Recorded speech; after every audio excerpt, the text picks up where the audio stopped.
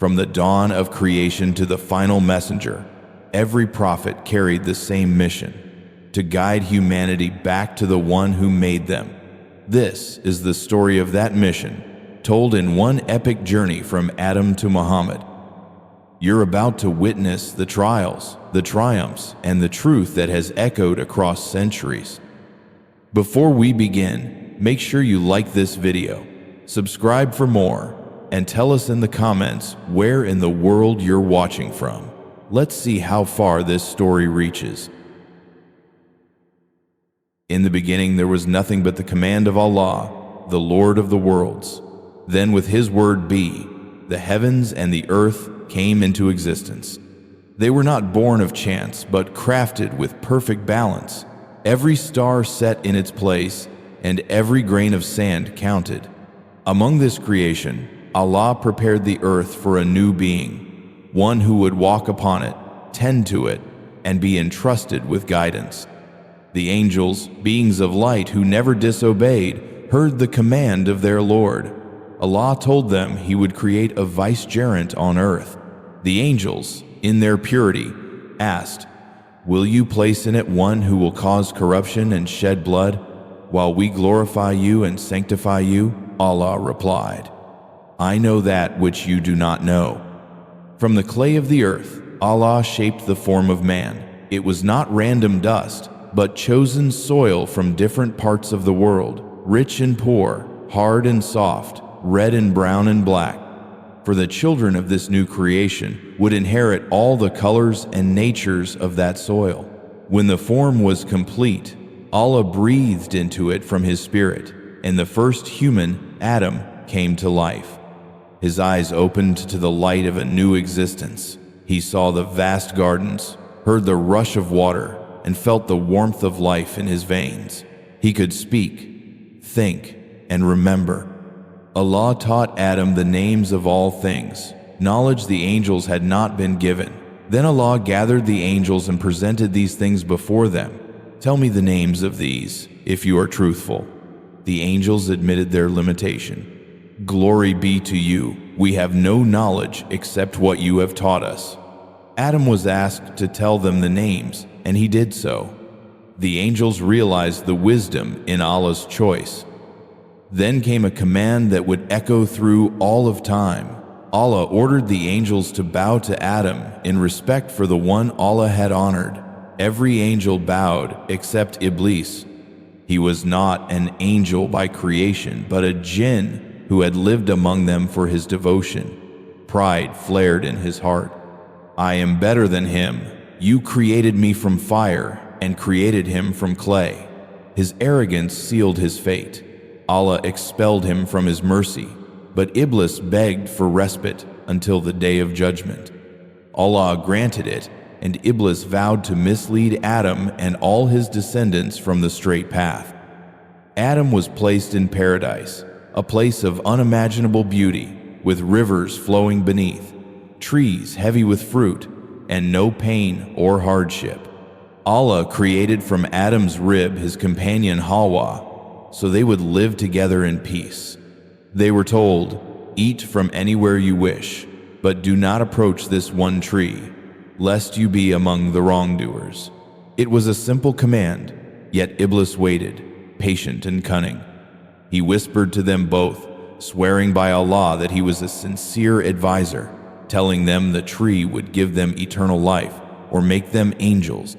The thought lingered in their hearts until they approached the forbidden tree. The moment they tasted its fruit, their innocence was stripped away. They felt their nakedness and rushed to cover themselves with leaves. Allah called to them, "Did I not forbid you from that tree and tell you that Iblis is your clear enemy?" Adam and Hawa were filled with regret. They said, "Our Lord, we have wronged ourselves, and if you do not forgive us and have mercy upon us, we will surely be among the losers." Allah forgave them, for He is the most merciful. But the test had changed. They were sent down to the earth to live, to work, and to strive. For you on earth will be a dwelling place and provision for a time. There you will live, there you will die. and from it you will be brought forth. On earth, Adam learned to build shelter, to sow seeds, to gather food. He was taught how to live and guided by revelation. His children were born in pairs, each a boy and a girl, destined to marry outside their twin pair. But jealousy entered the heart of one of his sons, Qabil, when his sister was promised to his brother Habil. Habil was righteous and offered the best of his flock to Allah, while Qabil gave only what he did not care for. Their offerings were to be a sign of their sincerity. Allah accepted from Habil, but not from Qabil. Qabil's anger burned. One day, in a field, rage overcame him, and he struck his brother, killing him. It was the first blood spilled on earth. Qabil did not know what to do with his brother's body until Allah sent a crow scratching the ground to show him how to bury it. He buried Habil in the earth, his heart heavy with the weight of his sin. Adam's heart broke, for he had seen the first sign of what Iblis had sworn to cause among humanity. Yet Adam did not despair.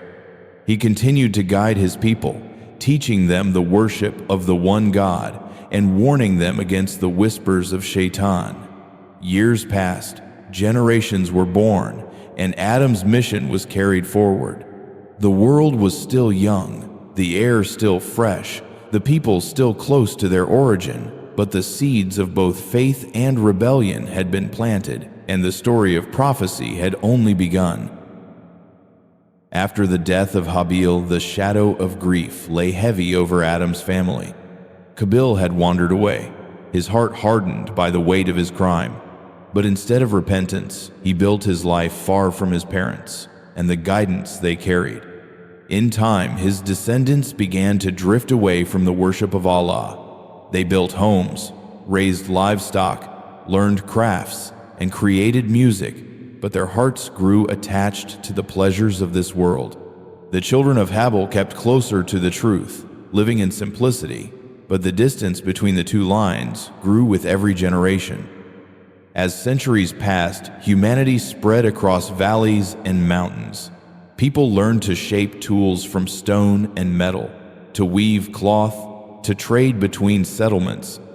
They knew of Allah through the stories passed down from Adam, yet the whispers of Shaitan reached their ears as he tempted them to forget. First came distraction, then pride, then the urge to elevate the pious among them beyond their rightful place. When righteous men and women died, the people felt their absence deeply. Shaitan came to them in the guise of comfort, telling them to carve images of these people so they would be remembered and inspire others to be good. At first, the images were nothing more than markers of memory, but as generations came and went, the meaning was forgotten. The images became objects of reverence, then of worship. The worship of idols had entered the world, and the light of pure Tawheed was dimmed among many. But Allah did not leave humanity without guidance. From among the people, He chose a man named Nuh, a descendant of Adam through the line of Shith. Nuh was upright, truthful, and patient. He saw the corruption of his people and their devotion to lifeless idols. He spoke to them gently at first, reminding them that these carved stones could neither help nor harm. He warned them that Shaitan had deceived their ancestors, and he called them back to worship the one who created the heavens and the earth. The people listened politely at first, but as days turned into years, their patience wore thin. They mocked Nuh, calling him a fool, accusing him of seeking status. Nuh was not discouraged. He called them openly in the markets, and he called them privately in their homes. He spoke to the elders, to the youth, to the poor and the rich. His call was clear and constant. Worship Allah alone, obey His commands, and you will find mercy. Yet the chiefs of the people hardened their hearts. They said, "You are but a man like us. If Allah had willed, He would have sent angels. We see only the poorest following you, and we think they are fools." For 950 years, Nu persisted. Every rejection, every insult, every stone thrown his way was met with more patience. But the people's arrogance only grew. They held tightly to their idols, named after the pious of old: Wad, Suwa, Yahuth, Yauk, and Nazar. They believed these idols could intercede for them, though they were deaf and blind. Eventually, Nu turned to Allah with a plea that would change the fate of the earth. He said, "My Lord, they have disobeyed me and followed those whose wealth and children only increase them in loss. Do not leave upon the earth any from among the disbelievers, for if you leave them, they will mislead your servants and will beget none but wicked disbelievers."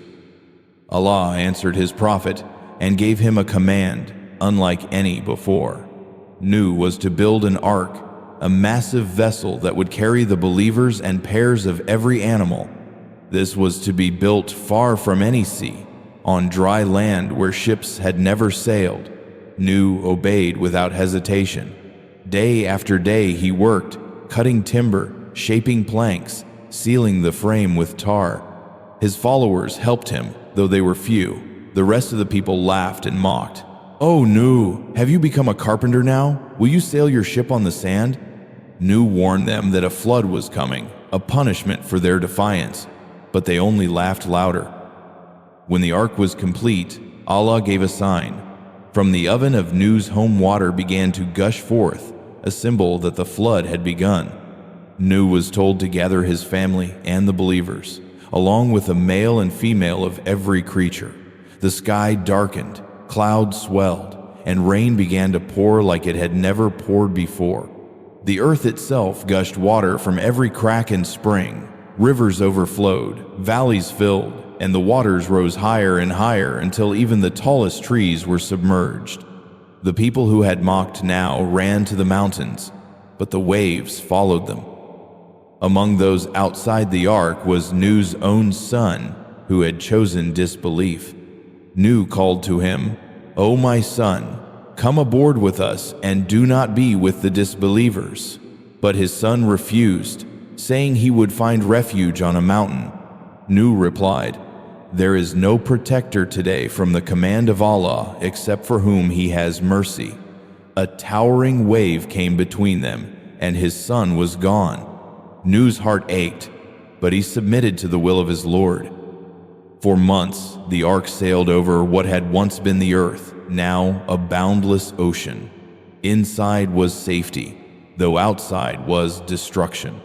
At last, the rain ceased, the clouds parted, and the water began to recede. The ark came to rest upon Mount Judy. The believers stepped out onto a cleansed earth, the air fresh, the ground soft beneath their feet. Nu gave thanks to Allah for saving them and establishing a new beginning. He was told that this was a sign for those who reflect, yet many generations later people would forget again. Nu lived to guide his people after the flood, teaching them to build their lives on worship and justice. But he knew the pattern that had begun with Adam's children would return. Some hearts would remain firm upon the truth, while others would follow their desires and the whispers of Shaitan. This cycle would call for new messengers, each sent to their people, each carrying the same message of Tawheed. And so the mission that began with Adam continued, flowing through time like a river, unbroken, until it would one day reach its final messenger. Generations after Nu, the survivors of the flood had spread across the earth. They built homes and farmlands and established tribes. At first, they held fast to the guidance passed down, but as time passed, the memories faded. The purity of worship weakened, and pride began to grow again in the hearts of men. Some among them started to boast of their strength and wealth, forgetting that all blessings come from Allah. Others returned to carving idols, giving them names, and seeking their help as if the Creator had no power over their affairs. Shaitan's whispers had found their way back into the world. From among these people arose the tribe of Ad. They were known for their size and strength, towering above other men, with voices that could be heard far across the valleys. They built massive structures, palaces of stone, and fortified dwellings in the region of Al-Akaf. They saw themselves as invincible, masters of their land, and they mocked the idea that anyone could challenge them. It was to this arrogant people that Allah sent His prophet Hud. Hud was one of their own, a man known for his honesty and wisdom, chosen to call them back to the worship of the one God. Hud stood before his people and said, "O my people, worship Allah. You have no God but Him. Will you not then fear Him?" He reminded them of the blessings they had been given: strength in their bodies, fertile lands, rain from the sky, and the ability to build as no other people could. But instead of gratitude, they had turned to idols. Hud warned them that these idols could not bring rain nor protect them from harm, that their arrogance would lead only to destruction. The chiefs of Ad scoffed at his words. They accused him of being foolish, of lying, of seeking leadership over them. They said, "It is the same to us whether you preach or do not preach. This is nothing but the habit of the former people, and we will not be punished." Hud was patient. He spoke to them day after day, sometimes in public gatherings, sometimes to individuals in private, urging them to repent before the mercy of Allah was withdrawn.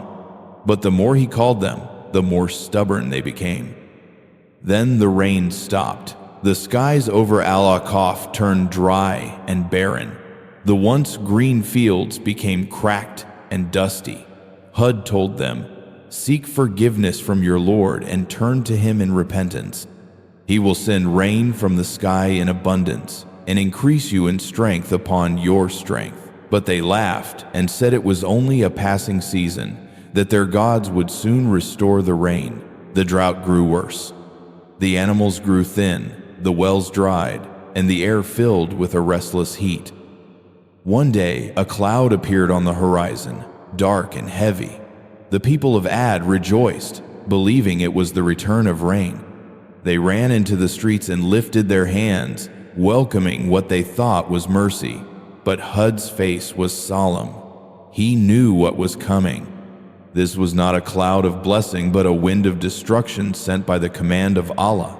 The wind came with a force they had never felt.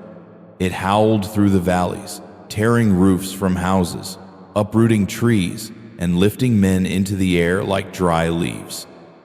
For 7 nights and 8 days it raged without pause.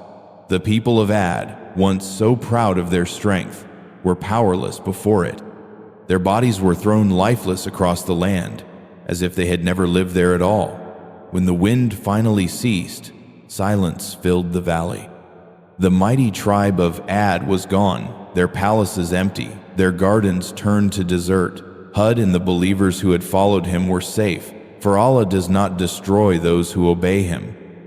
In time, new people came to settle the lands beyond. Among them were the tribe of Thamud, who made their homes in the rocky mountains of Al-Hijr. They carved dwellings straight into the cliffs, with doors and columns of stone, safe from wind and sun. They had wealth, skill, and security, but like Ad before them, they became arrogant and turned to worship idols. Allah sent to them the Prophet Salih, a man from among them, known for his goodness and fairness. Salih said to his people, "O my people, worship Allah. You have no God but Him. He brought you forth from the earth and settled you in it. So seek His forgiveness and repent to Him." They replied with suspicion, saying they had hoped he would be their leader, but now he spoke against their gods. They demanded a sign to prove his truthfulness. Salih told them to choose what sign they wished. They pointed to a massive rock and said they wanted a living camel to come forth from it, a she-camel, full-grown and pregnant.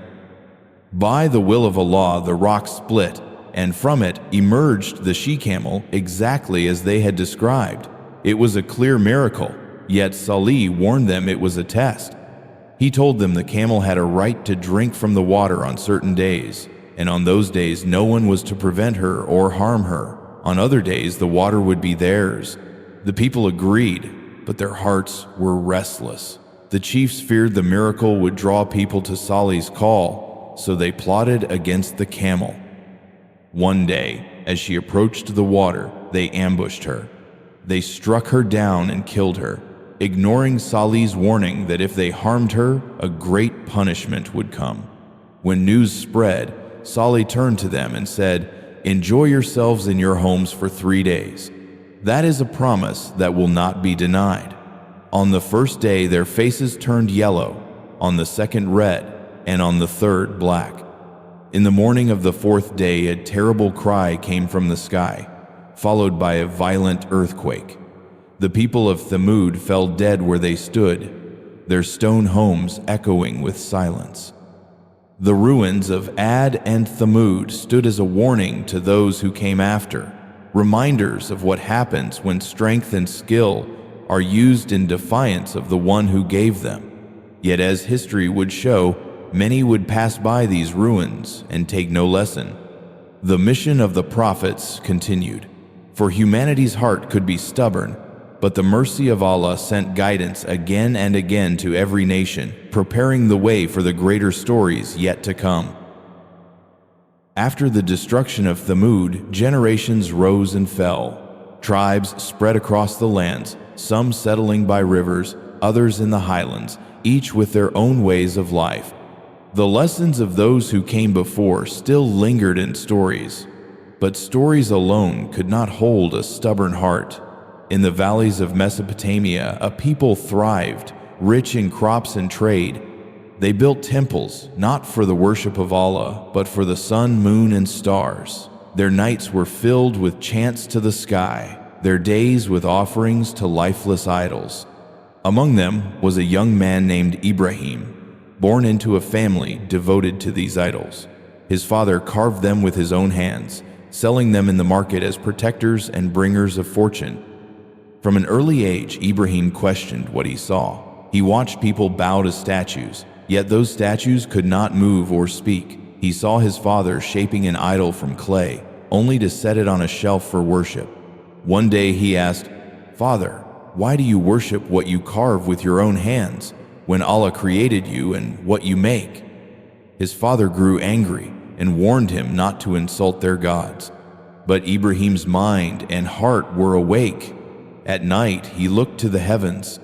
He saw a star and thought of its beauty, but when it set he said, "I do not love those that disappear." He saw the moon rise, larger and brighter, but when it too faded he knew it could not be his Lord. Then the sun rose, filling the sky with light, and yet by evening it sank below the horizon. Ibrahim said, "O my people, I am free from what you associate with Allah. I turn my face to Him who created the heavens and the earth, and I am not of those who worship others alongside Him." His people would not listen. They clung to their idols, and the chiefs feared his words would spread. Ibrahim decided to show them the truth. One day, when the town had gone to a festival, he entered the temple where the idols stood in rows. He took an axe and smashed the smaller ones to pieces, leaving the largest untouched. He placed the axe on his shoulder and left. When the people returned, they were shocked. "Who has done this to our gods?" they demanded. Some remembered Ibrahim's words and brought him before them. They asked if he had done it. He replied, "The largest one did it. Ask them if they can speak." The people were silenced for a moment, knowing the idols could not answer, but their pride blinded them. The chiefs ordered Ibrahim to be burned alive. They built a massive fire, so hot that birds could not fly above it. They placed Ibrahim into a great catapult and hurled him into the flames. But Allah said to the fire, "Be coolness and safety for Ibrahim," and the fire obeyed. He emerged unharmed, a sign to all that Allah is the protector of His servants. Still, the majority did not believe, but Ibrahim's mission was not over. He traveled to other lands, calling people to the worship of Allah. In Egypt, he married Sarah, and later he was blessed with Hajar, who bore him a son, Ismail. By Allah's command, Ibrahim took Hajar and the infant to the barren valley of Makkah, leaving them with a small amount of food and water. When Hajar asked why he was leaving, and he did not answer, she said, "Has Allah commanded you to do this?" He nodded, and she said, "Then he will not abandon us." The water soon ran out, and Ismail cried from thirst. Hajar ran between the hills of Safa and Marwa 7 times, searching for help. Then Allah caused water to spring from beneath the baby's feet, the well of Zamzam. Travelers began to settle in the valley, and Makkah became a place of life. Years later, Ibrahim returned and, with Ismail now grown, was commanded to build the Kaaba as the house of Allah on earth. Together they raised its walls, praying, "Our Lord, accept this from us, and make us submissive to you, and from our descendants a community submissive to you." Ibrahim's trials were many. One night he saw in a dream that he was sacrificing his son. Dreams of prophets are revelation, so he told Ismail. The son replied, "Do as you are commanded. You will find me patient if Allah wills." Ibrahim laid him down, but before the blade could touch him, Allah replaced him with a ram, sparing Ismail and confirming Ibrahim's obedience. This sacrifice became a sign for future generations, remembered every year during the days of Eid. Ibrahim's life was a chain of tests, each one greater than the last, yet each met with complete trust in Allah. Through him, the call of Tawheed spread far, and from his descendants would come many prophets, each carrying the same message. Among these was his son Ishaq, who would father Yaqub, and from Yaqub's sons would come the story of Yusef, whose journey would take the mission into the heart of Egypt. Yusef was beloved by his father, but envied by his brothers. One night he told Yaqub of a dream in which 11 stars, the sun and the moon, prostrated to him. Yaqub knew it was a sign of future honor, but warned Yusef not to share it with his brothers. Their jealousy grew until they plotted to remove him. They convinced their father to let him join them in the fields, then threw him into a deep well. They returned with a shirt stained in false blood, claiming a wolf had taken him. A caravan passing by found Yusef and sold him into slavery in Egypt, where he was bought by a nobleman. As Yusef grew, his beauty and character were unmatched. The nobleman's wife tried to tempt him, but he refused, seeking refuge in Allah. When she accused him falsely, he was imprisoned despite his innocence.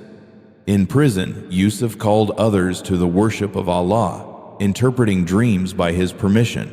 One of these dreams belonged to the king, who summoned Yusef and, after hearing the truth, freed him and made him a trusted minister. Years later, famine struck the land, driving Yusef's brothers to Egypt for food. They did not recognize him at first, but through a series of tests he revealed himself.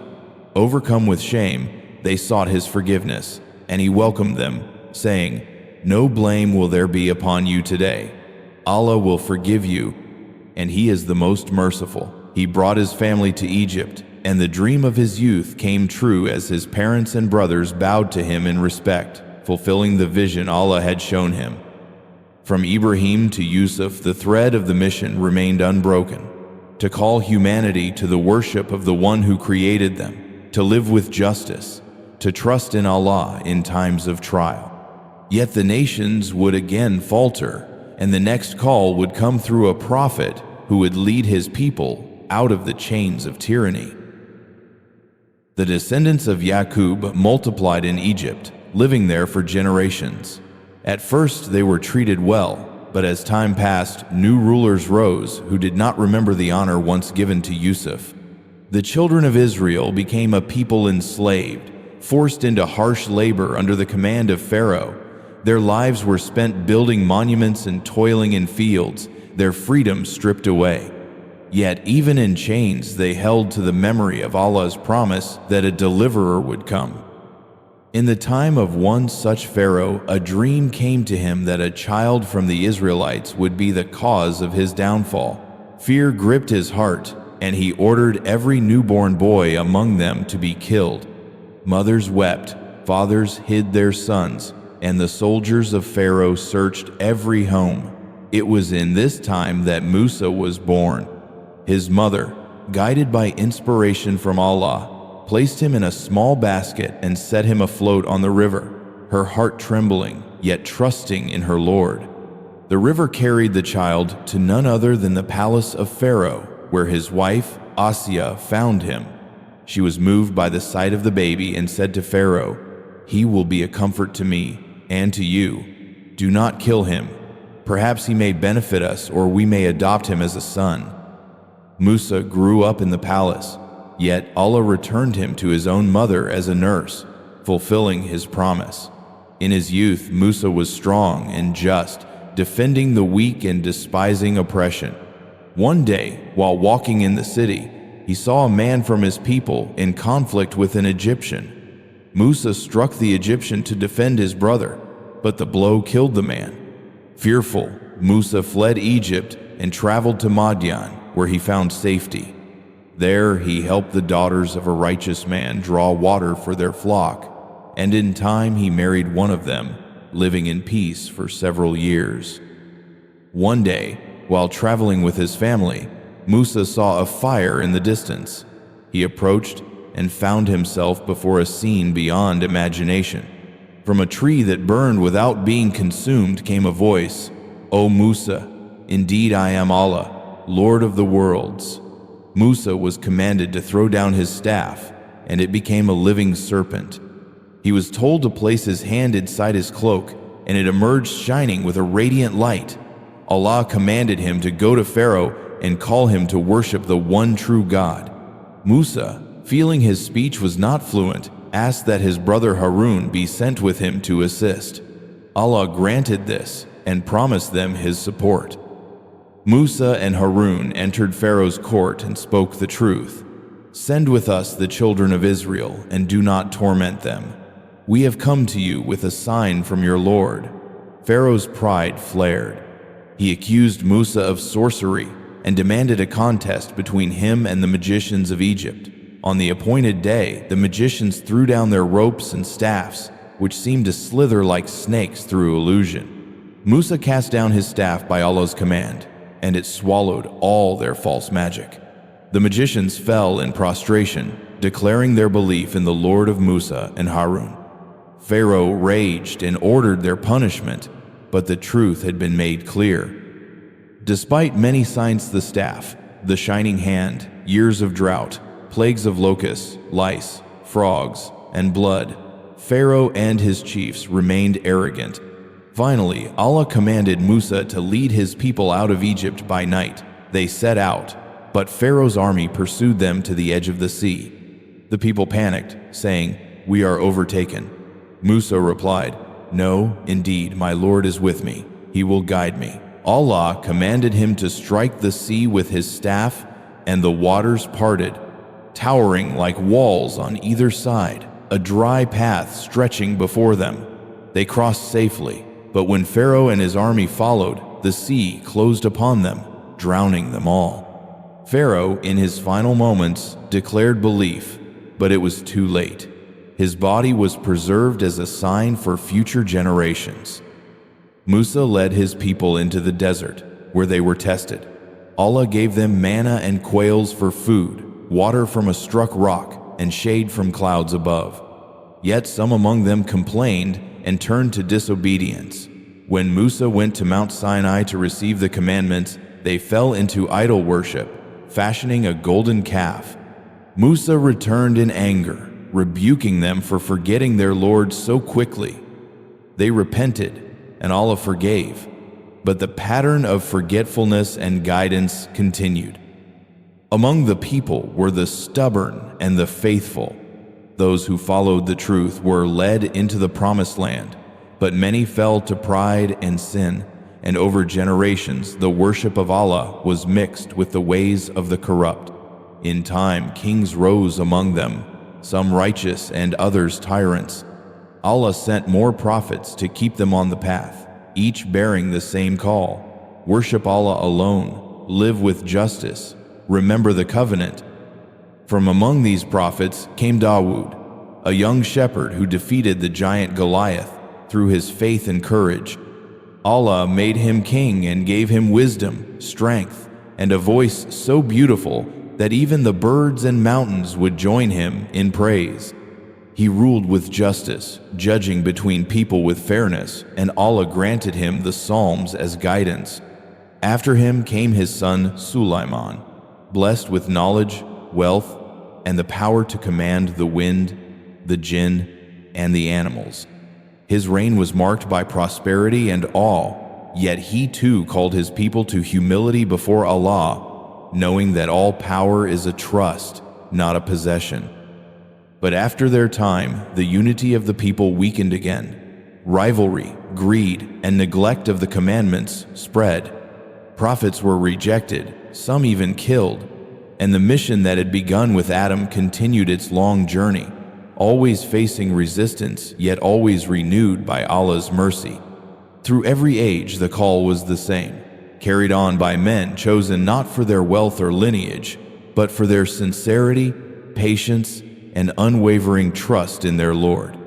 And though the hearts of many would turn away, the promise remained that the final messenger would come to restore the truth in full. Generations after the reign of Sulaiman, the unity of the people of Israel had fractured, kingdoms split, power shifted, and the covenant was neglected. Some rulers led with justice, but many fell to greed and oppression. Prophets were sent, each calling their people back to the worship of Allah, yet many were rejected, mocked, or harmed. The people were warned that if they broke their covenant, trials would descend upon them, and so it happened. Foreign powers invaded, taking captives, destroying their lands, and scattering them. Still, the mercy of Allah continued, and He sent among them a prophet whose life would be marked by miracles and tests unlike any before. In the town of Nazareth lived Maryam, a young woman devoted to worship in the sanctuary under the care of the prophet Zachariah. She was known for her purity and piety, and Allah had chosen her above the women of her time. One day, as she withdrew to a place in the east, an angel appeared before her in the form of a man. She feared and sought refuge in Allah, but the angel said, "I am only a messenger of your Lord to grant you a pure son." She asked how she could have a son when no man had touched her. The angel replied, "So it will be. Your Lord says, 'It is easy for me.'" Maryam conceived by the command of Allah, a miracle without a father, and she withdrew to a distant place. The pains of childbirth drove her to the trunk of a palm tree, where in her anguish she cried out. A voice called from below, telling her not to grieve, that a stream flowed at her feet and fresh dates hung above her. She ate, drank, and regained strength. With the infant in her arms, she returned to her people, who accused her of wrongdoing. She pointed to the child, and they scoffed, asking how they could speak to one in the cradle. Then, by Allah's will, the infant spoke, saying, "I am indeed the servant of Allah. He has given me the scripture and made me a prophet. He has made me blessed wherever I am, and enjoined upon me prayer and charity as long as I live, and made me dutiful to my mother. Peace was on me the day I was born, the day I die, and the day I will be raised to life." This child was Isa, son of Maryam, a sign to the world and a mercy from Allah. As he grew, he called the people to worship Allah alone, confirming the Torah and bringing the gospel as guidance and light.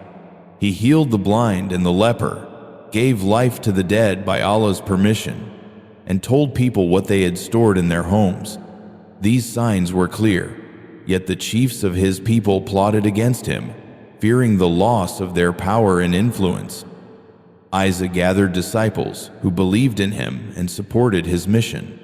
He taught them compassion, justice, and humility, and reminded them that his miracles were by the permission of Allah, not by his own power. He spoke of the coming of a final messenger after him, whose name would be Ahmad. But the leaders intensified their schemes, seeking to have him killed. They went to the ruler and accused him of treason, stirring fear and anger against Isa. Soldiers were sent to seize him, but Allah had decreed otherwise. In a moment known only to Allah, Isa was raised up, protected from their plot. It was made to appear to his enemies that they had captured and crucified him, but they had not. They killed not the Messiah, nor crucified him, but it was made to seem so to them. Those who differed over this were full of doubt, for they had no certain knowledge, only conjecture. Isa was lifted, body and soul, and remains alive until his return in the last days, when he will descend again to establish justice and truth.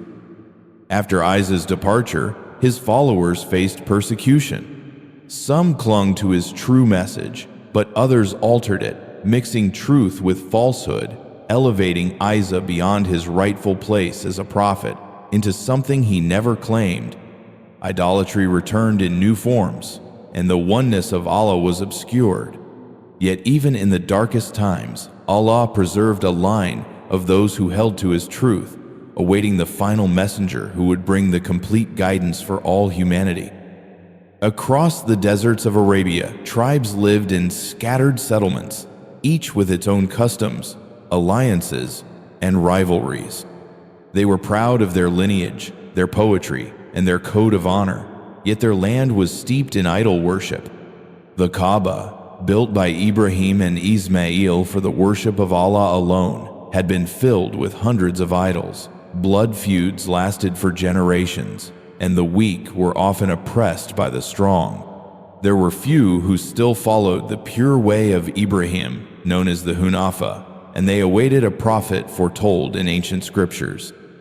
It was into this world that Muhammad, son of Abdullah, would be born in Makkah from the noble tribe of Quraysh. His father died before his birth, and his mother when he was only 6. He was raised by his grandfather Abdul Muttalib and later by his uncle Abu Talib. Known for his honesty and trustworthiness, he was given the title Al-Amin, the Faithful. He worked as a shepherd in his youth and later as a merchant, gaining a reputation for fairness and integrity. At the age of 25, he married Khadijah, a noble and wise woman who had hired him for trade and was impressed by his character. They lived a life of respect and mutual support. Yet Muhammad was deeply troubled by the state of his people, their idol worship, injustice, and moral decay. He often withdrew to the cave of Hira in the mountains, spending nights in reflection and prayer, seeking truth. One night in the month of Ramadan, as he sat in the cave, the angel Jibril appeared to him with a command, "Read." Muhammad, unlettered, replied that he could not read. The command came again and again until the angel said, "Read in the name of your Lord who created man from a clot. Read, and your Lord is the most generous, who taught by the pen, taught man what he did not know." Trembling, Muhammad returned home to Khadijah, who comforted him and took him to her cousin Waraka, a learned man in the scriptures. Waraka confirmed that this was the same angel who had come to Musa and foretold that Muhammad would be driven out by his people. The mission had begun, one that would complete the chain from Adam to Muhammad, carrying the same truth that all the prophets had brought. It would face resistance, hardship, and sacrifice, but it would not be stopped, for it was the will of Allah to bring light to the entire world. When the revelation began, it came with pauses that left Muhammad longing for more, and when it came again, it carried words that shook the hearts of those who heard them. He was told to rise and warn, to purify himself, and to shun idolatry. At first he called quietly, beginning with those closest to him. Khadijah believed without hesitation. His young cousin Ali accepted, as did his loyal friend Abu Bakr, who in turn invited others. Slowly the circle grew, bound by the worship of one God and the rejection of all others. For 3 years the call remained private, a quiet flame in the darkness. But then Muhammad was commanded to proclaim openly. He climbed the hill of Safa and called the people by name, warning them of a coming day when each soul would stand before its Lord. The chiefs of Quraysh were unsettled. They prided themselves on their control of Makkah and its Kaaba, which brought pilgrims from across Arabia to honor the idols. His message threatened their trade, their authority, and their traditions. They began to mock and oppose him. They called him a poet, a sorcerer, a madman. They tried to bargain, offering him wealth, leadership, even marriage, if he would only stop speaking against their gods. He refused, saying, "If they place the sun in my right hand and the moon in my left, I would not abandon this matter until Allah makes it prevail, or I perish in the attempt." As the number of believers grew, so did the hostility. Slaves who accepted Islam were beaten and tortured. Sumayya, the mother of Ammar, was killed, the first martyr in Islam. Bilal, an Abyssinian slave, was dragged through the streets under the burning sun, yet he called out, "One, one." Abu Bakr used his wealth to free those who were oppressed.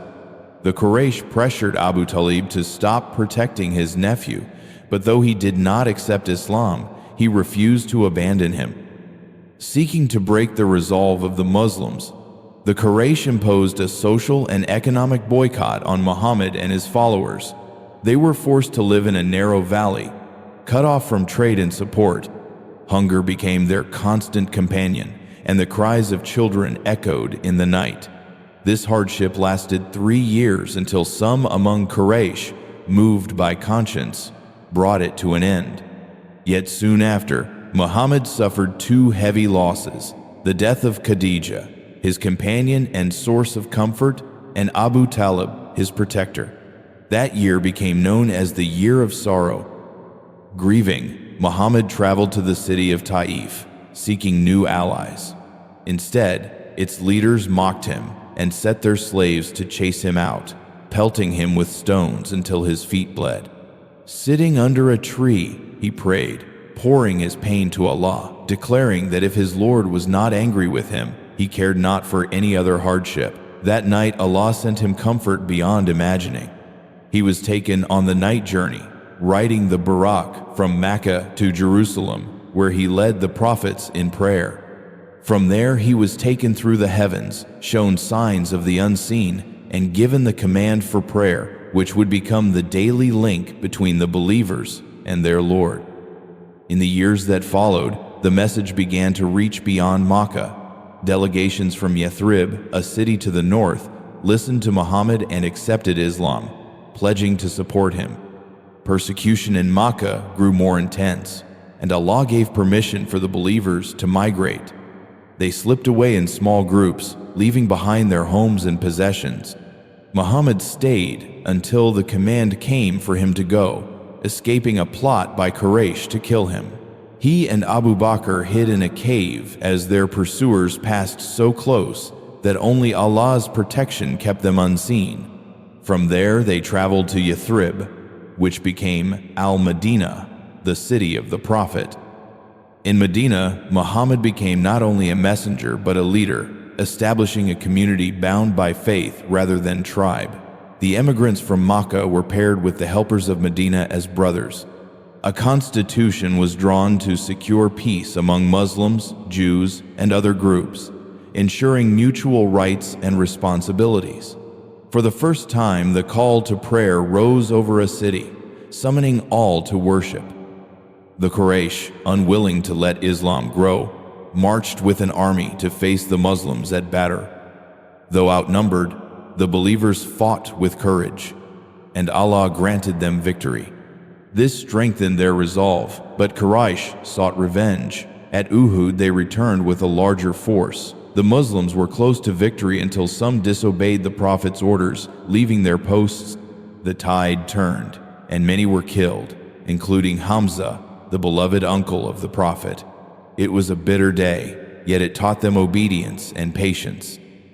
Years later, the Quraysh, with allied tribes, marched again in great numbers, seeking to wipe out the Muslims. In Medina, the believers dug a trench around the city, a strategy unknown in Arabia, which held back the enemy. The siege dragged on until a storm scattered their forces, and they withdrew in defeat. This marked the decline of Quraysh's dominance. Soon after, Muhammad set out with the believers to perform Umrah. At Hudaybiyah, they were stopped by Quraysh, and a treaty was signed. Though some companions saw it as unfavorable, it allowed for a period of peace in which Islam spread rapidly. Within 2 years, Quraysh broke the treaty, giving Muhammad cause to march on Mecca with a great army. They entered without bloodshed, and the Prophet went to the Kaaba, cleansing it of idols and declaring, "Truth has come and falsehood has vanished." He forgave his former enemies, showing mercy when he could have sought revenge. Tribes across Arabia embraced Islam, sending delegations to Medina. The message that began in the cave of Hira now reached lands far beyond. Muhammad delivered his farewell sermon at the Hajj, reminding the people of their equality before Allah, the sanctity of life and property, and the completion of the religion. Shortly after, he fell ill. Surrounded by his family and companions, he passed away, his mission fulfilled. From Adam to Muhammad, the message had been the same: worship Allah alone, follow his guidance, live with justice and mercy. The chain of prophets had reached its completion, and the responsibility now lay with the believers to carry the truth to the ends of the earth. After the passing of Muhammad, the believers were overcome with grief. Many could not accept the reality until Abu Bakr stood before them and reminded them, "Whoever worshipped Muhammad, know that Muhammad has died. But whoever worships Allah, know that Allah is ever living and never dies." The words settled in their hearts, bringing them back to the truth. The mission of the Prophet was complete, but the responsibility to carry it forward had just begun. Abu Bakr was chosen as the first leader of the Muslims. His time was marked by challenges as some tribes refused to pay the zakah and others claimed false prophethood. Abu Bakr stood firm, sending armies to uphold the unity of the faith. Under his leadership, the foundations remained strong, and within 2 years he passed the trust to Umar ibn al-Khattab. Umar's leadership saw the expansion of the Muslim world beyond Arabia. Lands once ruled by the Persian Empire and the Byzantines came under the justice of Islam. Cities like Damascus, Jerusalem, and Ctesiphon welcomed the new rule, where taxes were fair and the rights of all were respected. Umar walked the streets at night in disguise, ensuring no one in his care went hungry. His humility was such that he wore patched clothes while commanding an empire. Yet even he could not escape fate, and he was assassinated while leading prayer. Uthman ibn Affan became the third leader. Known for his generosity, he oversaw the compilation of the Quran into a single unified text, preserving it exactly as it had been revealed. Under his rule, the Muslim lands grew even further, but internal tensions began to rise. Discontent was stirred by those who sought power, and unrest spread until rebels entered Medina and killed Uthman in his own home while he read the Quran. His blood stained the pages, a sign of the trials to come. Ali ibn Abi Talib took leadership in a time of deep division. He faced opposition from those who sought revenge for Uthman's death, and from others who pursued their own ambitions. Battles broke out between Muslims, a painful test for the young community.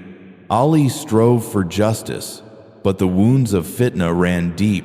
He too was struck down by assassination, and the unity of the believers was shaken. Despite the turmoil, the light of the mission did not fade. Knowledge was sought and preserved. The Quran and the Sunnah studied and taught. Scholars traveled vast distances to collect the sayings of the Prophet, ensuring that his guidance would remain for generations.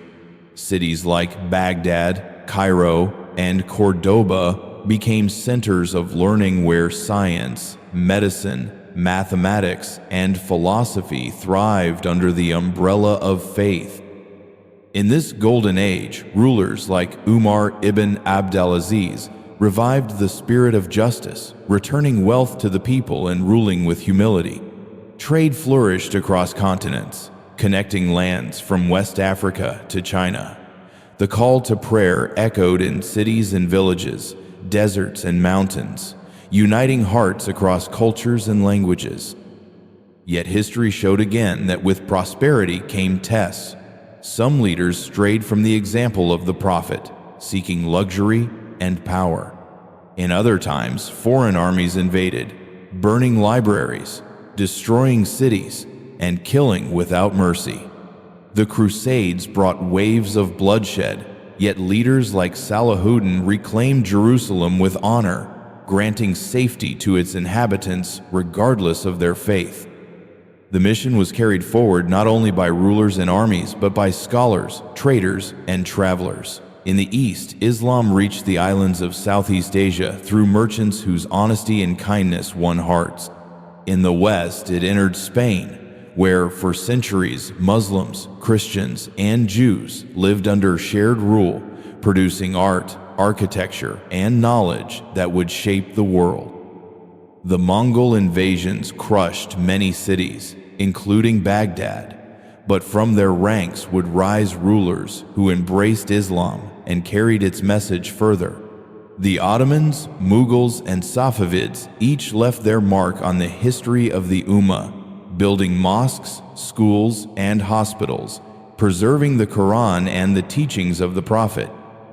Throughout the centuries, despite wars, famines, and trials, the Quran remained unchanged, recited by millions, memorized by children, guiding hearts in every generation. The sayings and actions of the Prophet were studied in gatherings from the deserts of Arabia to the coasts of Africa, from the steppes of Central Asia to the forests of Indonesia. The faith he brought shaped laws, inspired art, and influenced cultures while remaining rooted in the worship of one God. But the mission was never meant to rest in history. Each believer became part of the chain, responsible for living by the truth and passing it on. When Muslims forgot this responsibility, weakness entered their ranks. Colonization divided their lands, foreign powers imposed their laws, and many tried to strip away the identity of the Ummah. Yet even in the darkest times, there were those who held firmly to the Quran and Sunnah, keeping the flame alive. In every age, Allah raised individuals who reminded the people of their purpose. Some revived knowledge, some defended the weak, some traveled to distant lands carrying the message. The mission of the prophets was never only about conquest or power, but about hearts returning to their Creator, about justice, mercy, and truth, standing firm in the face of falsehood. Today, the call still echoes. From the first breath of Adam to the final words of Muhammad, the message has been one: there is no God but Allah. The story is not only a record of the past, but a guide for the present and a trust for the future. The responsibility has passed to all who believe, to live with faith, to act with justice, and to invite others to the truth with wisdom and patience. The chain remains unbroken, stretching from the gardens of paradise where Adam first stood, through the deserts and mountains, across seas and continents, to every heart that bears witness. The mission continues until the final trumpet is blown, and the earth gives up its burdens, and all stand before their Lord to see the truth they had been told from the very beginning. In the centuries that followed the great expansions of Islam, the world changed in ways few could have imagined. New empires rose, borders shifted, and cultures blended. Yet the mission that began with Adam remained the same, carried by believers in different lands and times. In some places, the call to prayer rang out from towering minarets over bustling markets. In others, it was whispered quietly in homes, where the faith was kept alive under the shadow of oppression. There were times when the Ummah stood strong, united under justice, and times when it fractured under division. In lands where rulers upheld the Quran and Sunnah, the people flourished. Knowledge was valued, and scholars were honored more than warriors. Books traveled on caravans across deserts and seas, and the words of the Prophet were preserved with care. In other lands, greed and neglect of the commandments led to decline, and foreign powers gained control, reshaping societies with laws and customs far from the guidance of Allah. In the West, in the lands of Al-Andalus, the light of Islam shone for centuries. Cities like Cordoba and Granada became centers of learning where Muslims, Christians, and Jews worked together in medicine, astronomy, and philosophy. The beauty of the Alhambra reflected the harmony of faith and art, but political rivalry weakened them, and one by one the cities fell to the Christian kingdoms until the last stronghold was lost.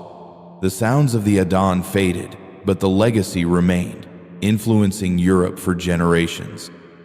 In the East, great powers like the Ottomans carried the banner of Islam across continents. They built mosques so grand that their domes seemed to touch the sky, and they ruled over lands where justice was written into the law. Under leaders like Suleiman the Magnificent, the empire became a place where travelers from distant lands found safety and fairness. Yet time brought challenges: corruption, internal conflict, and the rise of rival powers. The unity that had once been a shield against enemies began to weaken. The Mughals in India created a society where architecture, poetry, and scholarship thrived. The Taj Mahal stood as a symbol of beauty, but beneath the splendor, tensions between faiths simmered.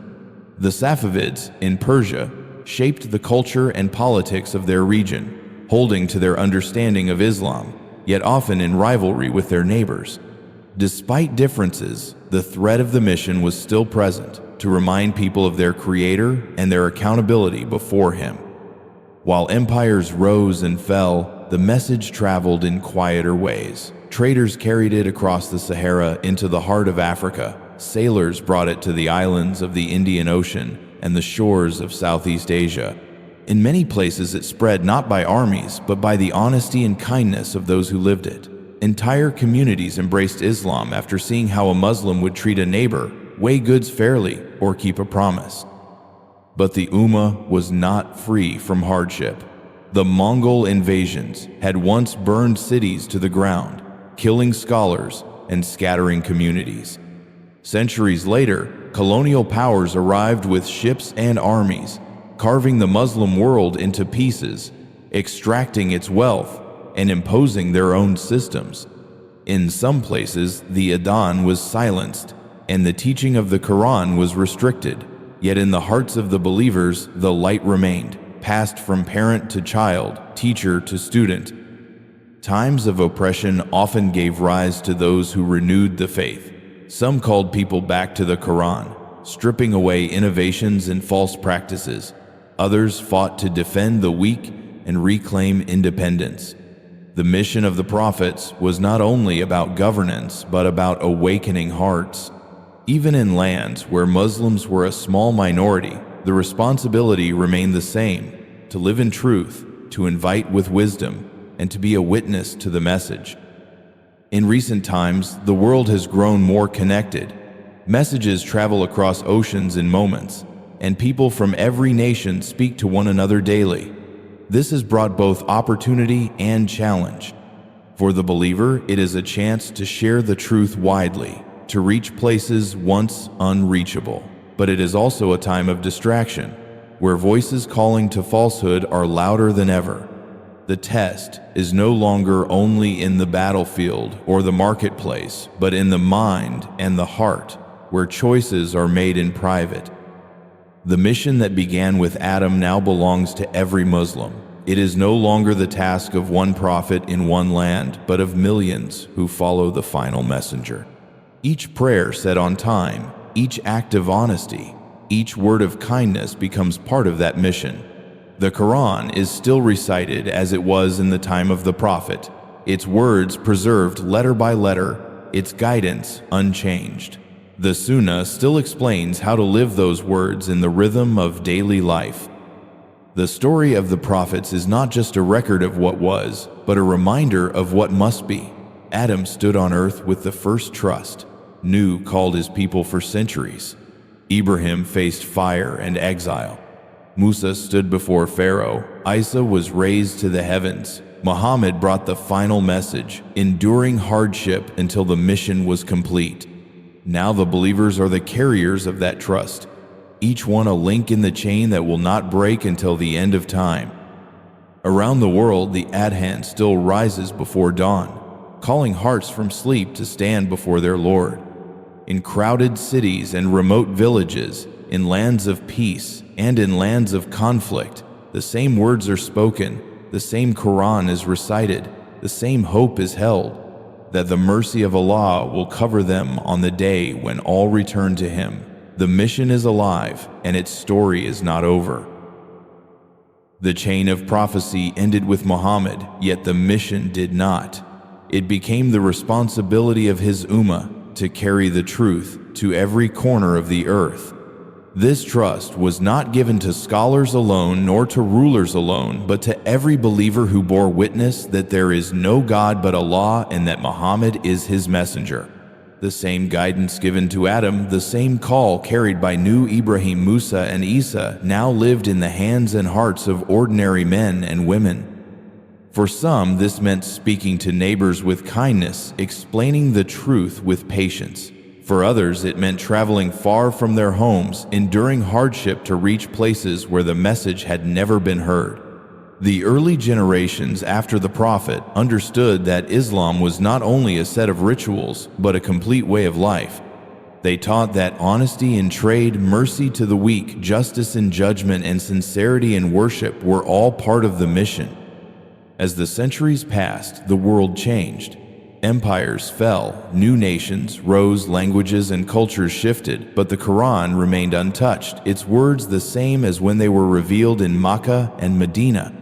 The believers recited it in their prayers and in their gatherings, preserving its sound in the hearts of millions. The Sunnah of the Prophet remained a living example showing how to embody the words of Allah in daily life. There were times when the Ummah stood in strength, when justice was upheld and knowledge was sought with passion. In such times, the mission spread quickly, hearts opening to the truth through the character of those who lived it. There were also times of weakness when Muslims turned away from their responsibilities, chasing wealth or power, forgetting the unity and humility the Prophet had taught. In those times, the mission slowed, but it never stopped. Somewhere in the world, someone was always calling to Allah, always living as a witness. The trust was tested in wars and in peace, in wealth and in poverty. Some carried the message with their pens, writing books of knowledge that would be read for centuries. Others carried it with their voices, teaching the Quran to children who would grow to teach it again. Some carried it in their patience, enduring persecution without losing faith.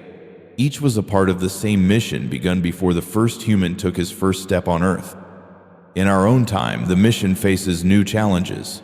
The world is connected in ways never seen before. A single voice can reach millions across oceans, yet so can voices that call to falsehood. Distractions fill the lives of many.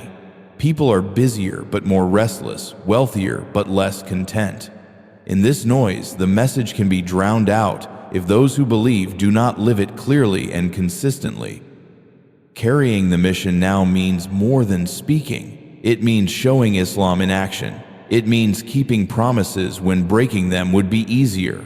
It means treating others with justice even if they are enemies. It means guarding the tongue from lies and the hands from harm. It means remembering Allah in private as much as in public. When believers live like this, the mission speaks for itself without the need for force or compulsion. History has shown that the truth is not kept alive only by the powerful. Sometimes it is preserved by those whose names are never recorded. A mother teaching her child the first chapter of the Quran, a merchant weighing his goods fairly, a traveler pausing his journey to pray on the roadside. These unseen acts are the threads that keep the fabric of the mission whole. The promise of Allah is that this message will remain until the last day. There will always be a group who hold firmly to it, unshaken by the blame of those who oppose them. Yet the responsibility on each believer is personal. No one can pass it entirely to another. On the day of judgment, each will stand alone to answer for how they carried their part of the mission. The chain of the prophets is complete, but the story is still being written. Every prayer, every word of truth, every act of mercy adds to its pages. The same words that once reached a shepherd on a hillside or a trader in a distant market now reach people in crowded cities and remote villages alike. The hearts that respond are the same as they have always been, hearts that recognize the truth as if remembering something they had known long ago. And so the mission continues. It is not bound by time or place. It began in the gardens of paradise when Adam was created. It flowed through the flood of Nuh, the fire of Ibrahim, the sea split for Musa, the miracles of Isa, and the revelation to Muhammad.